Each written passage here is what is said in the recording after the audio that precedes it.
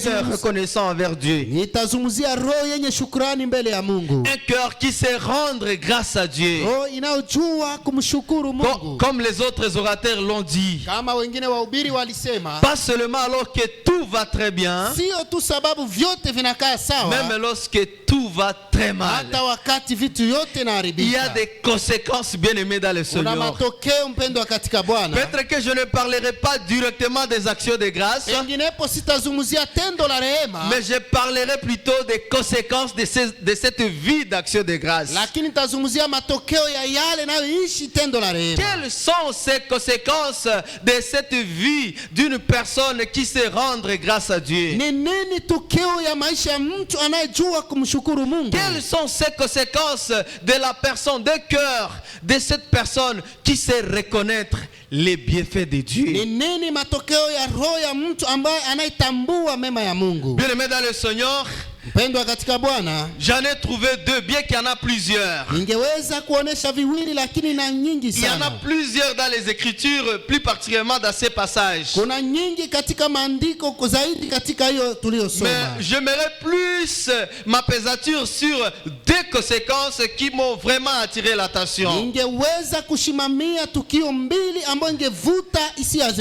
autres, je les ai vus être parlés par les autres orateurs. Tout comme d'autres seront encore communiqués au travers des orateurs qui viennent. Je vais aller directement droit au but. La première conséquence d'un cœur qui est reconnaissant, j'ai trouvé que un cœur reconnaissant crée un cœur généreux. Un cœur reconnaissant crée automatiquement une vie généreuse, une vie qui donne. Bien aimé dans le Seigneur, à l'usage les psaumes que nous venons de lire tout à l'heure, la première chose qui me frappe directement, c'est David, quand il voulait, c'est la phrase de David, la toute première phrase de David. Quand il voulait exprimer sa reconnaissance avec le Seigneur, comment est-ce qu'il a commencé à dire? Il dit, comment rendrai-je? Alléluia. Amen. Comment rendrai-je? Alléluia. Amen. La première chose, quand on est reconnaissant, si réellement nous sommes reconnaissants, c'est la question qui doit nous arriver.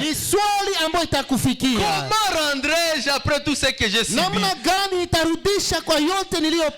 tout ce que tu m'as fait, après toutes les faveurs que tu m'as données, après toute grâce que j'ai eue de toi, que pourrais-je te donner à retour? Voilà la première réaction d'un cœur reconnaissant. Bien aimé dans le Seigneur, quand David a exprimé ces choses, il était en train de poser la question, qu'est-ce que je vais donner à Dieu? Qu'est-ce que je vais faire à Dieu pour tout ce qu'il a fait pour moi? Si bien aimé dans le Seigneur, tu n'as jamais posé la question, qu'est-ce que je peux faire à Dieu après tout ce qu'il m'a fait? Bien que tu dis merci à Dieu, bien que tu l'exprimes par ta parole, vous savez, le verbe rendre ici, c'est un verbe d'action. Il dit comment rendrai-je? Ce n'est pas un verbe qui est juste, je ne sais pas, qui reste dans la théorie. C'est un verbe d'action. C'est un verbe qui vous amène à poser une action quelconque. C'est-à-dire quoi, bien aimé dans le Seigneur? Si réellement tu es celui qui est reconnaissant, alors tu as un cœur reconnaissant envers Dieu, mais tout comme envers les hommes, la première chose que tu dois toujours te poser, qu'est-ce que je peux poser comme action à retour de tout ce qu'on m'a fait? Bien aimé dans le Seigneur, j'aimerais te poser cette question. Regarde bien ta vie. Il y a beaucoup de choses que Dieu a déjà fait dans nos vies. Il y a plusieurs bonnes choses que Dieu a déjà accomplies dans nos vies. Les moments de 15 matinées ici m'ont beaucoup appris des choses. J'ai aimé ce modèle. Pendant qu'on était en train chaque fois de prier, à ce moment-là, on apportait aussi nos offrandes. Ce n'était pas vain. Ça s'inspirait. Ça s'inspirait, bien aimé dans le Seigneur. Laisse-moi te dire, une bonne action. Qu'est-ce que je dis? Une bonne façon de remercier, c'est de poser les actes. Voilà pourquoi à chaque matinée ici de Matondo, on rendait grâce à Dieu et en même temps on amenait les offrandes. Ce n'est pas seulement verbal, ça pose les actions. Ça quitte le fait de juste de dire merci,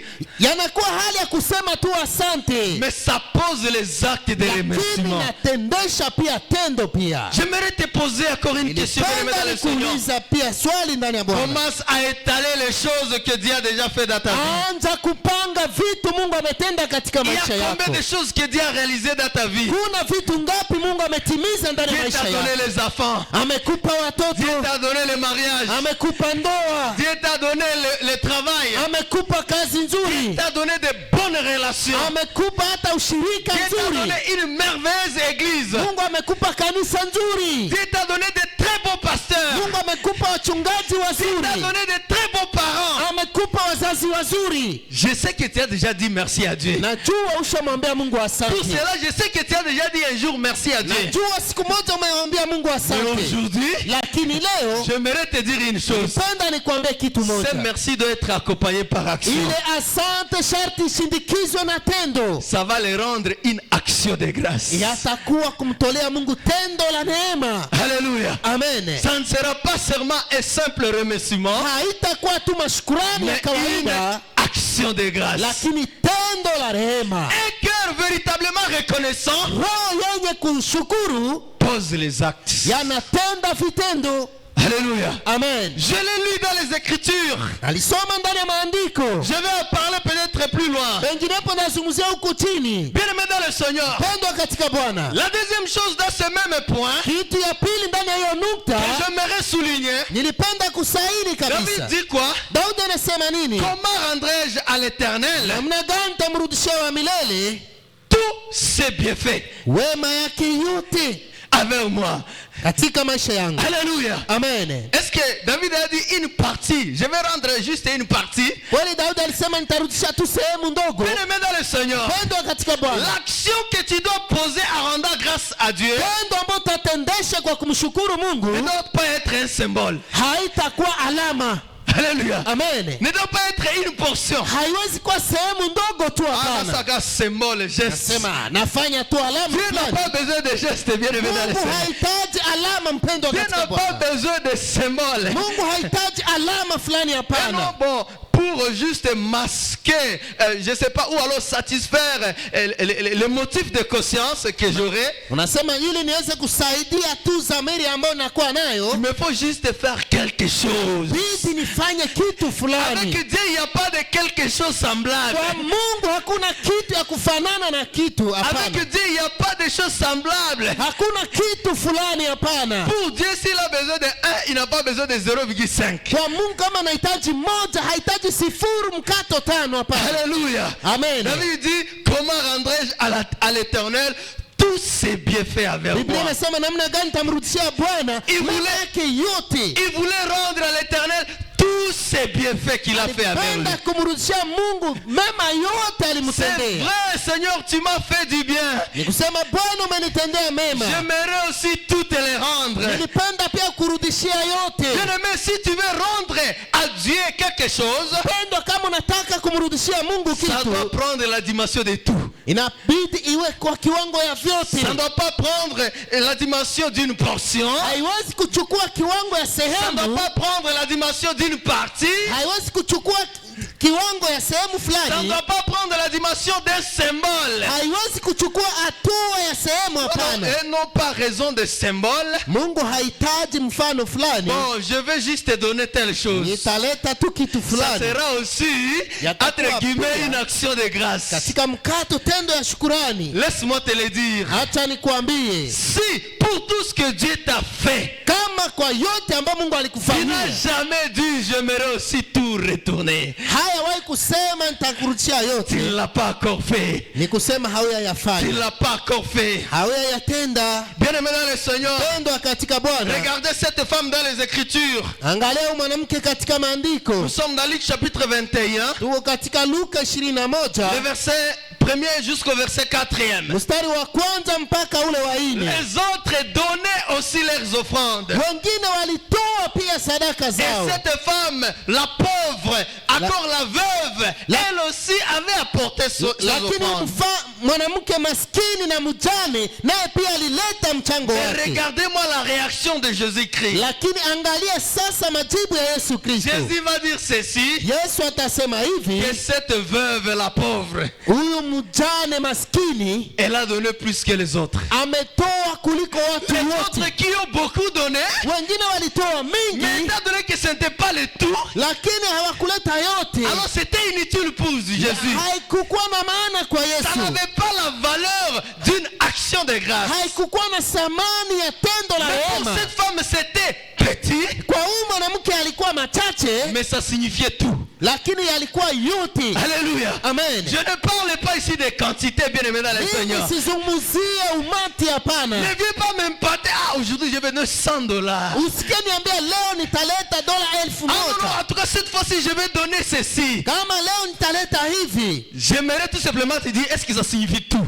Nilipenda nikwambie kweli ni kusema yote. Alléluia. Amen. Si ça ne signifie pas tout, kama haiko kusema yote, alors ce n'est pas rendre action de grâce à Dieu. Hapo haiko kumshukuru Mungu. Elle te dit ceci. Biblia inasema hivi. Pourquoi Jésus l'a élevé qu'elle a donné plus que tous les autres? Kwa nini Yesu alimuinua na kusema toa kuliko watu wote? Au verset 4 parce que kwa mstari wa 4 ni sababu car c'est de leur superflu que tous ceux-là ont mis des offrandes dans les troncs. Mais elle a mis de son nécessaire tout ce qu'elle avait pour vivre. Alléluia. Amen. Tout ce qu'elle avait pour vivre. Yote alikuwa nayo kwa ajili ya kuishi ile siku. Bien-aimé dans le Seigneur. Pendo katika Bwana. Qu'est-ce que tu as déjà fait pour Dieu qui t'écoute tout? Nini umemfanyia Mungu ambao yamekuwa yote kwako? Aujourd'hui, j'aimerais que nous puissions quitter cette dimension de partialité. Nilipenda tutoke leo hatua ya sehemu. Je sais qu'à chaque fois qu'il y a culte, najua kila mara kuna ibada, s'il s'agit d'offrir, toi tu passes toujours, je sais. Kama inahusu kutoa, wewe unafikiria tu najua. Je sais qu'il y a la souscription pour la construction.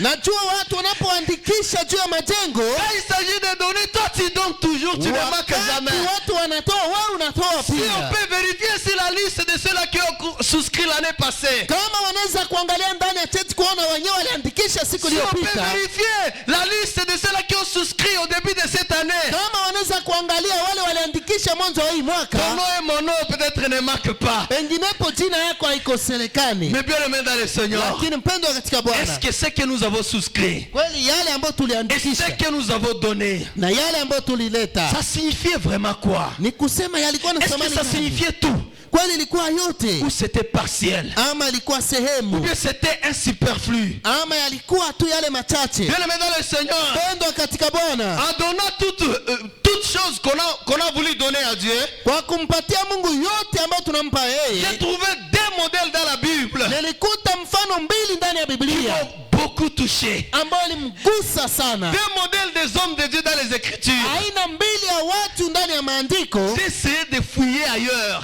pima kuangalia pembeni, Je n'ai pas trouvé les autres. sikupata Vous wengine. savez la conclusion que j'ai faite? Unajua yale nilifanya, J'ai réalisé que niliona ya kwamba l'affaire de donner tout, mambo ya kutoa yote ce n'est pas l'affaire de tout le monde. haiko mambo ya watu wote. Alléluia. Amen. Ceux qui donnent tout Wale wanatoa ne yote sont pas nombreux. hawako wengi. Aujourd'hui, bien-aimé dans le Seigneur, Leo pendwa katika Bwana, j'aimerais t'inviter à être parmi les rares. nilipenda nikualike ukuwe miongoni ya wale Dis à hawapatikani. celui qui est à côté de toi, Ambia aliye kando yako, sois parmi les rares. kuwa miongoni ya wale hawapatikani. Sois parmi les rares qui donnent le tout. Kuwa miongoni ya wale hawapatikani ambao wanatoa Sois yote. parmi les rares qui font tout pour Dieu. Kuwa miongoni ya wale ambao wanatoa yote kwa Ce Mungu. sont ceux-là que Dieu attend. Ni wale ambao Mungu anangojea. Des modèles dans les Écritures, bien aimés dans le Seigneur. Mfano mbili katika maandiko mpendwa Le katika Bwana. premier modèle, homme modèle dans les Écritures en donnant tout. Mfano wa kwanza ndani ya maandiko aliyetoa yote C'est l'écrivain de cette écriture, de ces passages que nous venons de lire. ni mwandishi ya hii barua ambayo tulisoma. C'est David. Ni Daudi. Alléluia. Amen. Bien aimé dans le Seigneur. Pendwa katika Bwana, David m'a épaté. Daudi alinishangaza. Est-ce que vous savez qu'en tant que roi, Kweli mnajua kama mfalme David avait 1000 raisons de jouir de sa royauté. Daudi alikuwa na sifa yote ya kufanikiwa kwa mfalme wake. Alléluia. Amen. Il avait 1000 raisons de rester et jouir de sa royauté. Alikuwa na sababu yote ya kufanikiwa kwa ufalme Il wake. avait 1000 raisons de rester dans son palais royal. Alikuwa na sababu yote ya kubaki katika nyumba ya ufalme wake. Dans Psaume chapitre 27, le verset 4. Katika Zaburi 27 mstari wa 4, Le 4e strophe, la Bible dit ceci. mstari yake ya 4, Biblia inasema hivi: Je demande à l'Éternel une chose. ninamuomba wa milele kitu kimoja. Une chose, s'il vous plaît. Kitu moja tu. Que je désire ardemment. Que je désire ardemment. Na kuniambia sasa, Je voudrais habiter toute ma vie nataka kukaa maisha yangu yote dans la maison de l'Éternel. katika nyumba wa milele. Ah, David. Daudi, Tu ne sais pas que tu es le roi. mimi sijue kama wewe ni Tu ne mfalme. sais pas lokumu ya kozala mokonzi. Mimi sijue sifa ya ufalme. Non, non, non, non, non. Moi, je vais habiter dans la maison de l'Éternel. Mimi napenda kukaa katika nyumba wa milele. Je voudrais habiter pas seulement dans la maison de l'Éternel. Sikupenda tu kukaa katika nyumba wa milele Toute ma vie, s'il vous plaît. maisha yangu yote. David, Daudi, tu ne savais pas qu'il fallait que tu puisses juger des gens. wewe hukujua kama inakubidi uamue watu. Est-ce que tu sais que tu as des ennemis qui peuvent t'affronter? Kweli unajua una maadui wanaweza kupiganisha. Est-ce que tu sais qu'il y a de ceux qui envient même ton trône? Unajua kuna watu wanatamania kiti yako. Il dit loin de moi ce trône. Anasema mbali nami ni hiyo kiti. David, Daudi, je ne te comprends pas. mimi sikuelewe. Est-ce que tu ne sais pas que Kweli haujue ya kwamba le trône, hiyo kiti si tu n'y restes pas, kama hauikalie, vous savez, en management, on dit ceci. unajua kwenye hiyo shule wanasema Un hivi, gestionnaire ule ambaye ni mfanya qui kitu n'est pas souvent à son poste, ambao hakuwa kila mara kwa kazi il yake, perd son pouvoir. anapoteza mamlaka yake. Alléluia. Amen. David, Daudi, est-ce que tu ne sais pas que selon le management, wale haujue kulingana na hiyo le management, peuple ne va plus te respecter? watu raia haitakuheshimu tena. David a dit non. Daudi akasema pana, J'aimerais tout donner à Dieu. napenda kumpatia Mungu vyote. Il a dit, je voudrais habiter toute ma vie dans la maison de Anasema l'Éternel. napenda kukaa maisha yangu yote katika nyumba ya milele, Contempler la magnificence de l'Éternel. ili niweze kutizama Des choses. ukubwa wa Mungu. Et la deuxième chose, Na kitu cha pili, pour admirer son temple. ili kuweza kutizama hekalu lake. Regardez cette conséquence, bien aimé dans le Seigneur. Angalia tokeo haya mpendwa La katika première Bwana. chose que David voulait de tout son cœur, Kitu cha kwanza Daudi alitamani kwa roho yake c'était de yote demeurer toute sa vie ni kukaa maisha yake yote dans la maison de l'Éternel katika nyumba ya milele, pour l'admirer, kwa kuweza kuyatabasamu, pour contempler le Seigneur, la magnificence de l'Éternel. kutizama hiyo ukubwa wa Mungu. Autrement dit, pour entrer en étude intimité avec Dieu. Kwa kuingia katika ushirika na Mungu. Pour bâtir son intimité avec le Seigneur. Kwa kujenga ushirika wake na Mungu. C'est ce qui est même décrit dans les passages que nous avons lus dans Psaume 116. Na ni yale ambayo yanaandikiwa katika Zaburi 116. Et la deuxième chose qu'il va dire, na kitu cha pili ambayo atasema, et pour admirer son temple. Na kuweza kutizama na kufurahia kile. Voilà pourquoi bien-aimé dans le Seigneur. Kwa maana mpendwa katika Bwana. En admirant le temple du Seigneur, kwa kuweza kutizama hekalu la Bwana, il voulait seulement rendre à une action de grâce au Seigneur. Alipenda kumrudishia Mungu tendo na rehema.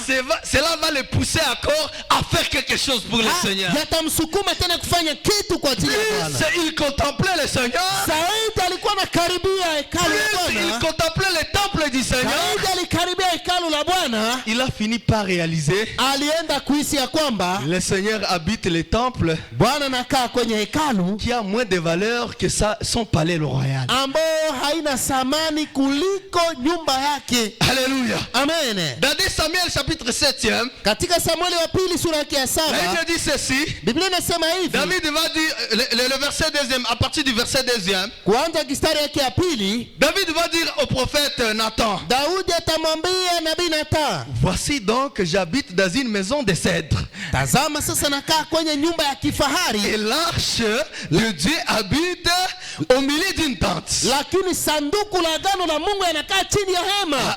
Non. Je dois lui construire les temples. Akasema pana nitamjengea hekalu. Ce n'est pas possible. Haiwezekani. Cette inspiration de construire à Dieu un temple. Hiyo msukumo ya kumjengea Mungu hekalu est venu par conséquence de vouloir faire du bien à Dieu. Yalitokana na kuweza kutamani kumtendea Mungu mema. La première chose, il a aimé la présence de Dieu. Kitu cha kwanza alipenda uwepo wa Mungu. Il a voulu toute sa vie rester dans sa présence. Alipenda maisha yake yote kukaa kwenye uwepo wa Mungu. C'était pour lui rendre quelque chose à l'Éternel. Kwake ilikuwa kumrudishia Mungu kitu fulani. Après tous ces bienfaits qu'il a fait pour lui. Nyuma ya mema yote Mungu alimtendea. Mais encore plus il est avec lui. Lakini zaidi tena pamoja naye, il réalise encore une chose. Akaenda hisi ya kwamba tena kitu moja. Non, le temple ici. Hapana, hekalu hii n'est pas conforme pour le Seigneur. Haistahili kwa ajili ya Mungu. Je dois lui construire un temple. Nitamjengea hekalu. Je dois lui construire une maison qu'il faut. Nitamjengea nyumba inayomstahili. Bien aimé dans le Seigneur. Pendwa katika Bwana. Vous savez quoi comme conséquence? Mnajua nini kama matokeo? Quand il a eu cette idée de construire pour le Seigneur le temple. Alipopata hiyo wazo ya kumjengea Mungu hekalu. Au verset 11e. Kwa mstari wa 11. La Bible nous montre que. Biblia inatuonyesha ya kwamba. Du verset 11e jusqu'au verset 13. Kwa mstari wa 11 mpaka 13. La Bible nous montre que. Biblia inatuonyesha ya kwamba. Dieu lui dit. Mungu akamwambia. Non. Hapana. Je ne peux pas, tu vas pas me construire les temples. Mais écoutez la suite. La partie B du verset 11. Et l'Éternel t'annonce. C'est-à-dire, ce désir de rendre à Dieu une action a créé une annonce avec lui. Et l'Éternel t'annonce qu'il te créera une maison. Alléluia. Amen. Qu'il te créera une maison. Alléluia. Amen. Comme si cela ne suffisait pas, il détaille. Il dit quand tes jours seront accomplis et que tu seras couché avec tes pères, je leverai ta postérité après toi. Celui qui sera sorti de tes entrailles, j'affermirai son règne. Ce sera lui qui bâtira une maison à mon nom. Alléluia. Amen. Bien-aimé dans le Seigneur. Parce que David voulait faire quelque chose à Dieu. Il lui a dit non David. Ne fais pas. Maintenant aujourd'hui je t'annonce une bonne nouvelle. Bien-aimé dans le Seigneur. Si seulement David n'avait pas pensé à faire quelque chose pour le Seigneur, je me demande quel jour le Seigneur allait lui annoncer cette bonne nouvelle. Un enfant qui n'est pas encore né. mtoto ambao hayawahi kuzaliwa, Un enfant qui viendra dans le futur. mtoto ambao atakuja huko Il kesho. lui promet des gens. Mungu anamwahidia Cet enfant-là, ule mtoto, je l'affermirai. mimi nitamtia Et c'est nguvu, cet enfant qui me bâtira na cette ni ule maison. mtoto anatanijengea hiyo En hekalu. réalité, c'était seulement David qui avait construit le temple. Kwa kweli ni Daudi tu alijenga hiyo hekalu, Mais, lakini regardez par la suite, angalia yanayofuata, Dieu va couronner seulement Salomon.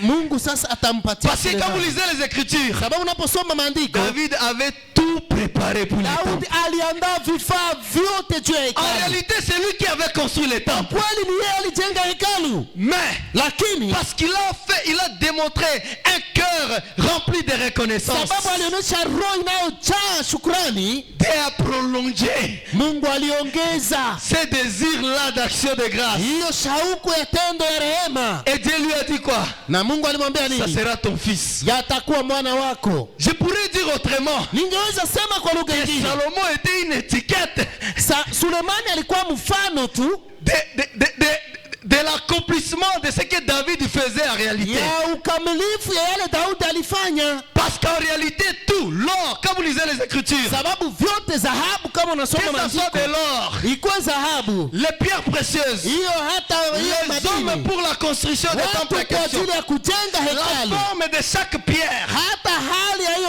c'est mawe David qui l'avait fait. ni Daudi ndio aliyafanya. Salomon est venu juste pour faire quoi? Sulemani Commencer alikuwa à kufanya poser. nini? Kuanza kuweka. Alléluia. Amen. Bien-aimé dans le Seigneur. Pendwa katika Bwana. Mais qu'est-ce qui me marque ici? Sasa nini kabisa Qu'est-ce qui inanigusa? me touche ici dans tout Nini ça? inanigusa hapa? C'est que, bien-aimé, Ni ya kwamba mpendwa, quand David a manifesté cette bonne foi, Daudi alipotendesha hiyo hali nzuri, en proposant à Dieu le marché, kuweza kupatana na Mungu, Dieu lui refuse. Mungu akamkatalia.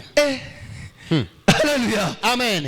Est-ce que Dieu t'a déjà refusé de lui rendre action de grâce? Kweli Mungu ashakukatalia kumtendea tendo la rehema? Alléluia. Amen. Autrement dit, Kwa lugha nyingine, David avait tellement fait que Daudi alifanya ya kwamba Dieu fait le transfert.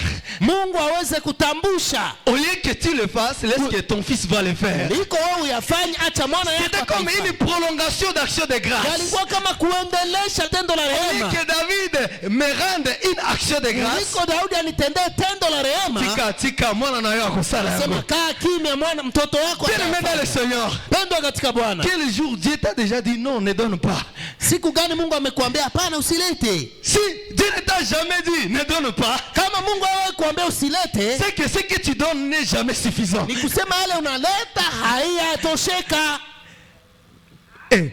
Alléluia. Amen. Si Dieu ne t'a jamais dit Kama Mungu hawahi kuambia ne donne pas, usilete, ce que tu voulais donner là, ni kusema yale unapenda ne le ulete, faites pas. usiyafanye. Mais plutôt, Lakini c'est moi qui veux faire ceci. ni mie ndio nitafanya hivi.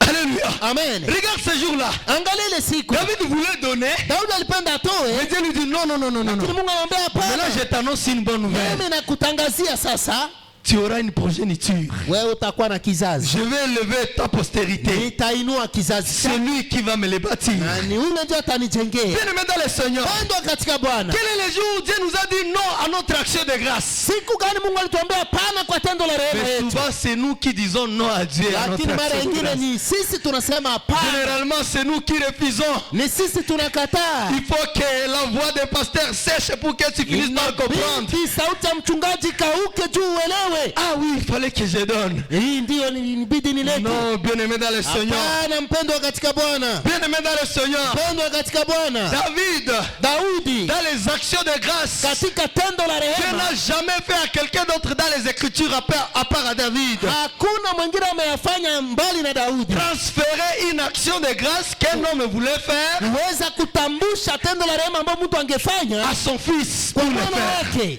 Ça, c'est particulier. Haya na kwa Ça upekee, n'existe pas dans les Écritures. hayakuwepo katika J'ai maandiko. feuilleté les Écritures, je ne l'ai jamais trouvé. Alichambua maandiko hakuyapata. Bien-aimé dans le Seigneur, Pendwa katika à Bwana, quoi est-ce que tu es reconnaissant kwa nini wewe unatambua jusqu'à être singulier, mpaka uweze kuwa upweke, jusqu'à être particulier, uweze kuwa kabisa upweke, jusqu'à être sans pareil? uweze kuwa pasipo Le deuxième kulinganisha? modèle que j'ai trouvé dans les Écritures, Aina ya pili ambayo nilipata katika maandiko qui est incomparable, ambao hailinganishwe, pour qui Dieu va aussi refuser, kwa yule ambao Mungu alikatalia pia, c'était le modèle d'Abraham. yalikuwa mfano wa Ibrahimu. Alléluia. Amen. Vous savez quoi? Mnajua nini? J'ai lu les Écritures. Nilisoma maandiko. Je n'ai pas trouvé même un seul endroit Hakupata nafasi où yoyote Dieu refuse à quelqu'un ambao Mungu anamkatalia un mtu sacrifice sur l'autel. zabihu kwenye madhabahu. Alléluia. Amen. Mais Lakini pour Abraham, kwa ajili ya Ibrahimu c'était possible. yaliwezekana. Alléluia. Amen.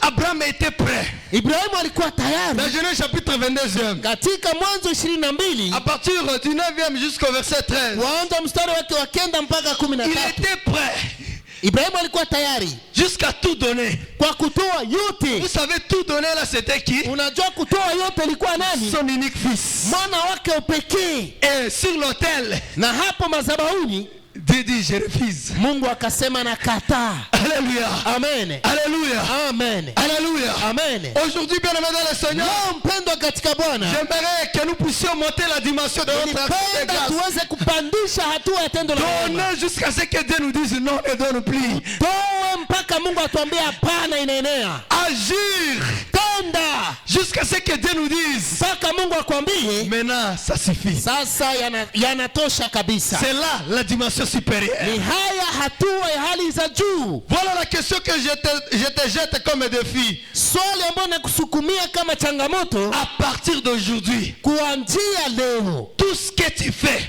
yale yote unayafanya, pose-toi une question ujiulize swali avant de le faire pour Dieu. mbele ya kuyafanya kwa ajili ya Ça peut Mungu, être aussi pour les hommes, hata kwa ajili ya wanadamu, à cause de Dieu. kwa ajili ya Mungu. Est-ce que ce que je fais Kweli yale nafanya pour Dieu tout comme pour les hommes? kwa ajili ya Mungu ama kwa ajili ya wanadamu? Pour les hommes, bien sûr, à cause de Dieu. Kwa ajili ya wanadamu, kwa ajili ya Mungu. Lakini Est-ce que je fais tout ce que je pouvais faire? kweli nimefanya yote ningeweza Si kufanya? cette réponse est non, Kama hiyo jibu ni hapana, alors tu n'as pas un cœur reconnaissant. ni kusema hauna roho La ya deuxième et shukrani. la dernière chose que je voulais Kitu souligner, cha pili na ya mwisho ambayo nitaweka saini, bien aimé dans le Seigneur, pendwa katika Bwana, un cœur reconnaissant envers roho Dieu ya shukrani mbele ya Mungu ne nous rend pas seulement généreux, haiwezi kuwa tu ya ukarimu, mais rend aussi Dieu plus généreux qu'avant. yanafanya pia Mungu akuwe mkarimu kuliko mwanzo. Alléluia. Amen.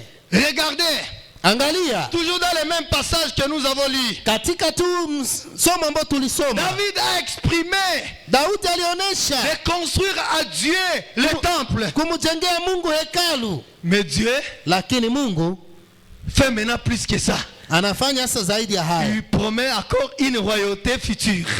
Anahaidia tena ufalme utakaokuja. Le but c'était le temple, construire le temple. Alikuwa kujenga hekalu, Mais derrière le temple est caché quoi? lakini nyuma hekalu kulifichama La royauté pour sa postérité. ufalme kwa ajili ya kizazi chake. Laisse-moi te dire une chose, Hata bien-aimé. nikwambie kitu kimoja Tu ne mpendo, sais pas ce que Dieu peut te faire. haujue nini Mungu anaweza À kufanyia cause de la plus petite chose que tu peux faire, que tu penses que c'est petit là. kwa ajili ya kitu chache unaweza fanya unafikiria Tu ni ne sais chache. pas ce que Dieu peut te faire, bien-aimé. Haujue nini Mungu anaweza Dieu kufanyia peut te mpendwa. surprendre à une dimension Mungu que anaweza kushangaza kwa hatua ya tu vas kwamba commencer à te poser la question. Est-ce que unaanza c'est toujours kujiuliza moi? swali, kweli ni mimi tu? Alléluia. Amen. J'ai fini en donnant ce témoignage. Naenda komesha na hii ushuhuda. Vous savez, au début de notre mariage, Unajua mwanzo ya ndoa ya mchungaji quand nous sommes mariés, alipofunga ndoa mpya, nous sommes dit, wakasema regardez ce que Dieu a fait pour nous. angalia yale Mungu Le ametufanyizia. mariage est passé, waouh. Ndoa imepitika vizuri. C'est manifesté à un degré que nous ne nous attendions même pas. Mungu alijitukuza kwa kiwango ambao Au point hawakujingojelea. où au quartier, Mpaka huko kwenye vous savez ce que les gens ont commencé à dire? watu walianza kusema, Ils ont dit apparemment Emmanuel a trouvé un très beau travail. Hein? wakasema hapo sasa mchungaji amepata Un très kazi beau nzuri. travail à wapi, bien Sasa aimé. kazi ya Un wapi simple mpendwa? enquêteur. Alikuwa tu mtu mwenye utafiti. Alléluia. Amen. Un simple enquêteur. Alikuwa tu mfanya Vous mwenye savez, les utafiti. enquêteurs sont payés par prestation. Wale watafiti wanalipwa wanapotoa. Mais Dieu avait fait une chose extraordinaire. Lakini Mungu alifanya kitu cha maajabu Alors, sana. pour tout ce que Dieu a fait pour nous, Sasa nini Mungu aliwafanyizia? nous sommes dit, qu'est-ce que nous allons faire pour Dieu? Wakasema sasa tuamfanyizia Mungu nini? On a décidé avec ma femme, Waliamua na mke wake, la toute première mission, mission ya kwanza que moi j'aurai, ambao atapata, je vais prendre tout, que ça soit 10 jours, je vais donner ça à Dieu. Yakuwa siku 10 atampatia yote Que ça Mungu. soit un jour, je vais donner ça à Dieu. Yakuwa siku moja ataipatia Mungu. Que ça soit 20 jours, même si c'est beaucoup, je vais donner à Dieu. Yakuwa hata siku 20 yote ni ya Mungu. J'ai décidé avant que la mission ne vienne. Aliamua mbele waweze kumpa kazi. Dieu aussi ne dort pas. Une semaine après le mariage, la mission arrive. Mungu naye halale wiki moja nyuma ndoa Je suis akampa kazi. parti. Akaenda Je ne zake. vais pas donner les nombres parce qu'il y a des enquêteurs ici, il faut calculer les montants. Hawezi kuleta hesabu sababu wengine pia watafanya utafiti. Bien-aimé dans le Seigneur, Pendwa katika Bwana. tout l'argent que j'avais eu, Pesa yote alipata huko j'ai donné à Dieu. akakuja kumpatia Mais Mungu. laissez-moi vous dire, Lakini acha niwaambie, je n'ai jamais manqué yeye hawahi de kupungukiwa l'argent dans ma maison. pesa ndani ya nyumba yake. Je n'ai jamais eu le chômage dans ma maison. Hawahi kukosa kazi On ndani ya s'est nyumba marié yake. au mois de septembre. Sababu hapo walifunga ndoa mwezi ya À kenda, décembre, on coupe le contrat. mwezi ya 12 kazi kaisha. On n'a pas coupé mon contrat. Hawakukata kazi On a yake, coupé les contrats de partenariat avec la maison dans laquelle j'ai travaillé.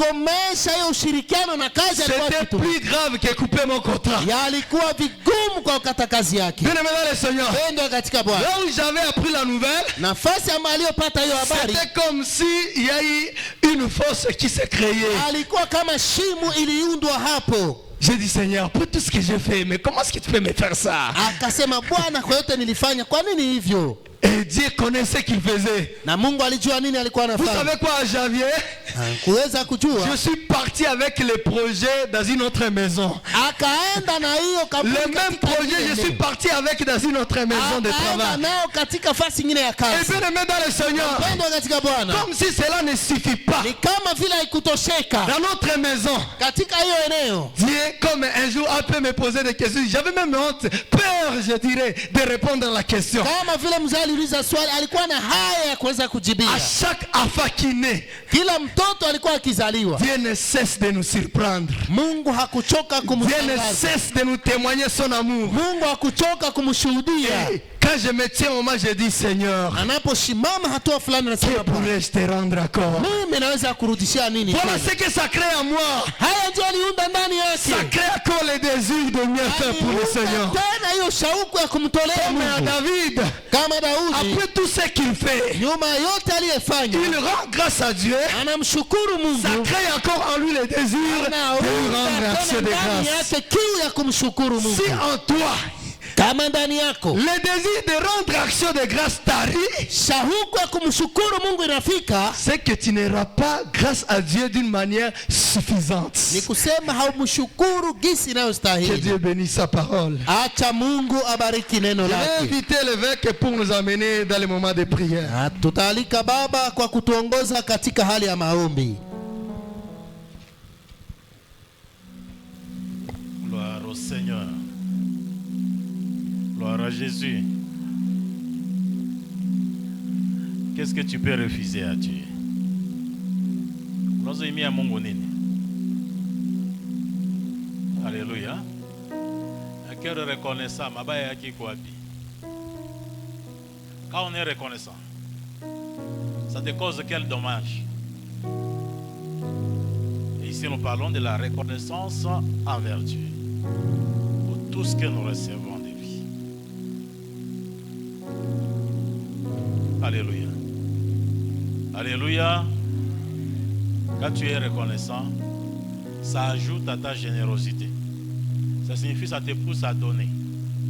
Ça te pousse à te donner.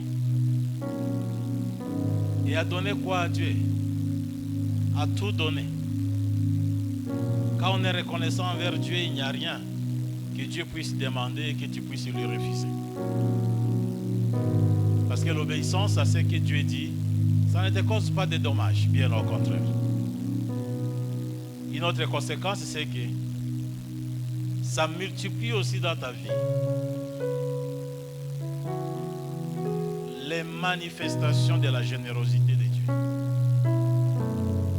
Ça fait en sorte que Dieu te manifeste davantage de générosité. Alléluia.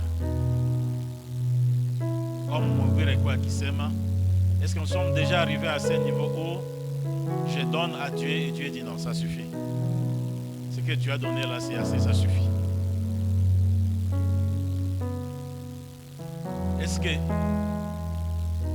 il y a des moments où je peux apporter une offrande à Dieu et Dieu dit non? Ça c'est beaucoup. Hein? Il prend seulement une partie et dit le reste.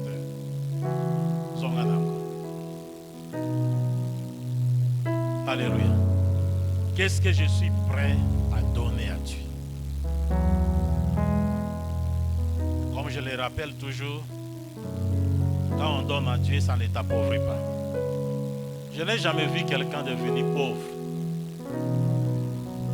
parce qu'il donnait à Dieu. Ça jamais. Sinon, le monde serait rempli de pauvres. Surtout ceux qui sont dans l'église. Ils seraient remplis.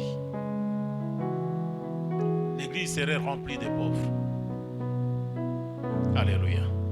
Je voudrais te demander de te mettre debout. Shimama, juu ya miguu kwenye uko na ambia Mungu maneno ya roho yako. Kama ile neno la kusukuma kuweza kuambia Mungu nini? Qu'est-ce que cette parole te pousse à dire au Seigneur? Exprime-les à Dieu. Est-ce que j'ai un cœur reconnaissant? Parce qu'ici, on parle des conséquences d'un cœur reconnaissant. Est-ce que j'ai un cœur reconnaissant? Et bien aimé, lorsqu'on a un cœur reconnaissant, ces conséquences, on les vit. Un cœur reconnaissant, bien aimé dans le Seigneur, envers Dieu, est source aussi d'un cœur généreux. Ça te pousse à faire du bien. Ça te pousse à donner encore et encore. À la manière de la veuve, à la manière de David, à la manière d'Abraham. Et ça fait en sorte également que Dieu te manifeste de plus en plus de la générosité. Dieu te manifeste de plus en plus de la générosité. Alors parle au Seigneur ton Dieu, selon que le Saint-Esprit te le met à cœur. Réagis, prie cette parole. Transforme la parole que tu as entendue en prière.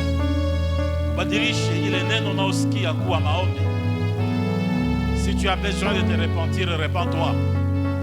Si tu n'es pas reconnaissant pour tous les bienfaits de Dieu dans ta vie, tu as besoin de te repentir, répands-toi. Mais si tu es reconnaissant, continue à l'être davantage. Disons merci à Dieu pour tous ses bienfaits. Parle au Seigneur. Dis-lui ce qu'il t'a fait. Exprime-lui ta reconnaissance, bien-aimé. Exprime au Seigneur ta reconnaissance pour tous ses bienfaits dans ta vie. David dit, comment rendrai-je à l'Éternel tous ses bienfaits envers moi? Comment rendrai-je? Comment retournerai-je? Comment manifesterai-je ma reconnaissance à l'Éternel pour tous ses bienfaits envers moi?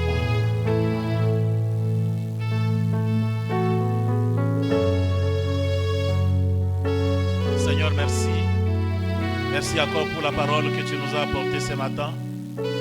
Alors que nous sommes en saison de 15 matinées Matondo, à cette 11e matinée, Seigneur, tu continues à nous parler de la reconnaissance.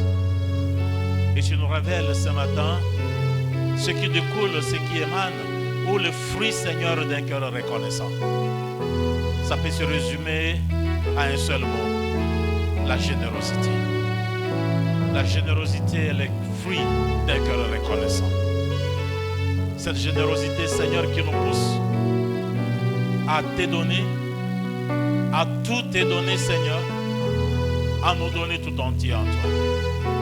Mais aussi cette générosité qui se manifeste de ta part par, Seigneur, les actes, les bienfaits que tu multiplies dans notre vie. Père, merci. Le cœur de l'homme, il est tortueux, il est méchant. Si toi, Seigneur, tu ne changes le cœur de l'homme, il ne peut pas être reconnaissant. Merci parce que tu as changé notre cœur. Comme tu l'avais dit par la bouche du prophète Ézéchiel, je vous purifierai d'une eau pure et vous serez purifiés. J'ôterai de votre corps le cœur de pierre. Je mettrai en vous le cœur de chair. Je mettrai mon esprit dans votre cœur et je ferai en sorte que vous puissiez observer mes ordonnances et que vous puissiez suivre mes préceptes. Voilà pourquoi ce matin, Seigneur, nous voulons te dire merci parce que tu nous as donné un cœur nouveau. Tu as ôté de notre corps le cœur de pierre. Tu as mis ton esprit dans notre cœur. Et par le vouloir et le faire, Seigneur, que tu crées en nous, ça nous pousse à obéir à tes préceptes, à observer, Seigneur, de tout-puissant tes ordonnances. Merci parce que tu as béni cette parole dans nos vies. Tu as béni l'orateur du jour et tu bénis la suite de cette célébration, la suite de ce culte, Seigneur, de reconnaissance. Au nom de Jésus. Amen.